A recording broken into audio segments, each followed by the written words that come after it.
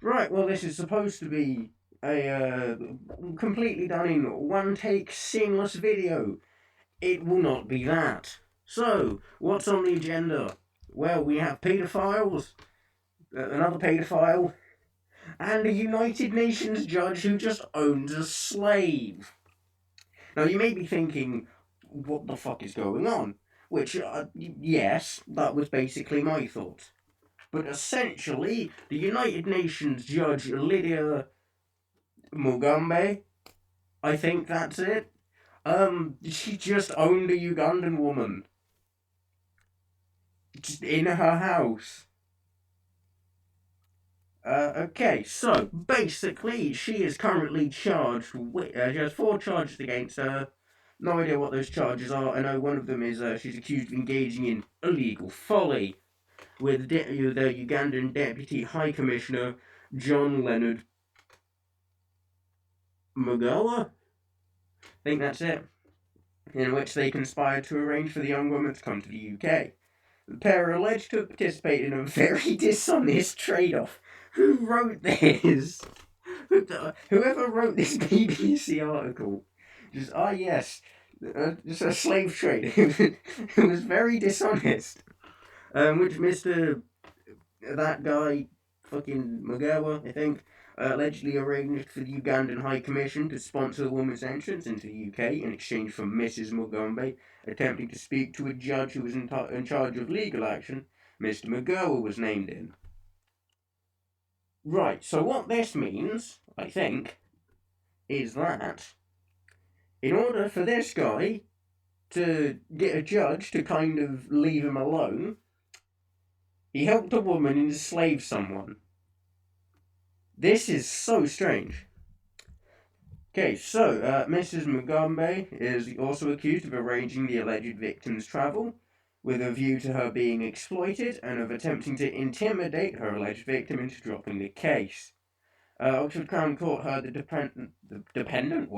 defendant had previously told police she had diplomatic immunity and could not be arrested due to her work as a judge in Uganda and at the UN. I don't think diplomatic immunity covers that, but at the same time it does cover a lot of weird things. Like how the Taliban owe us an obscene amount of money for just parking tickets. They're never going to pay them back because diplomatic immunity.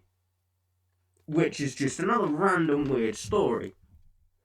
Jurors were told the Metropolitan Police, the fucking what now? What am I trying to say? Jurors were told the Met Police's diplomatic team was contacted and confirmed Mugabe had no registered diplomatic immunity in the UK. According to a UN profile page, Mrs. Mugabe, can we just stop calling her that? I'm just going to call her fucking Mrs. M. Because I suck with foreign names. Except for the American ones that are technically foreign though. According to a UN profile page, Mrs. M was appointed to the body's judicial roster in May 20... fucking hell. In May 2023, 3 months after police were called to her address in Oxfordshire. Fuck, she lives in Oxfordshire. She's a terrible person. Opening the case on Monday, Caroline... That's not even a foreign name, but I'm not even gonna... What? Jorge? That doesn't look like it's spelt right to be Jorge. Whatever. Caroline, possibly Jorge Casey, whatever the fuck that means, said Mrs. M took advantage of her status over her alleged victim in a most egregious way. No shit. Mrs. M used her knowledge and her power. It's about drive, it's about power to deceive her alleged victim into coming into the UK, taking advantage of her naivety. Oh, naivety, I don't fucking know. To induce and deceive her into working for her for nothing. Now, you may be thinking, what jobs was she made to do? Pretty much just being a maid and then also looking after Mrs. M's kid or kids. I don't know if it says whether she has more than one. Just forced her to work as a maid and to provide childcare for free. What a lovely person. What the fuck was I? She added that the judge, who would have been studying for a PhD in law, had created a situation where her alleged victim, I'm not sure why you're saying alleged, I know it's because of legal reasons, but, it's just a bit annoying that you have to be like, oh yes, her alleged victim. It's like, I mean, she owns someone. There's not really like alleged. There's nothing really like alleged about that, but whatever. Was deprived of the alleged victim was deprived of the opportunity to support herself. The trial, expected to last 3 weeks, continues. Right now, paedophiles. No idea why I thought that would be a good segue, but here goes. A Pakistani paedophile will not be deported because judges ruled that deportation would be quote unquote harmful to his kids. Here's the question: we talking biological kids or just the ones he has tied up in his basement? I don't know much about that story, but I mean, surely at that point, you know, stopping harm against kids isn't going to be the biggest priority, or maybe it is. I don't know. I'm still not entirely sure why that guy's. I'm hoping he isn't allowed custody of his children or any contact with his children, given his track record of contact with children.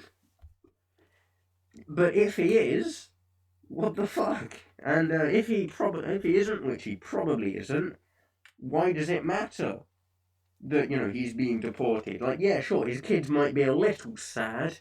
It is a very touching situation after all. I promise I'll stop with the jokes as soon as I run out. There was also the, I think, Zimbabwean paedophile who won't be deported because he's gay. So, if he was to go back to Zimbabwe, he would be faced with hostility. I'm sure it's nothing to do with the fact that he's a paedophile and everything to do with the fact that he likes men.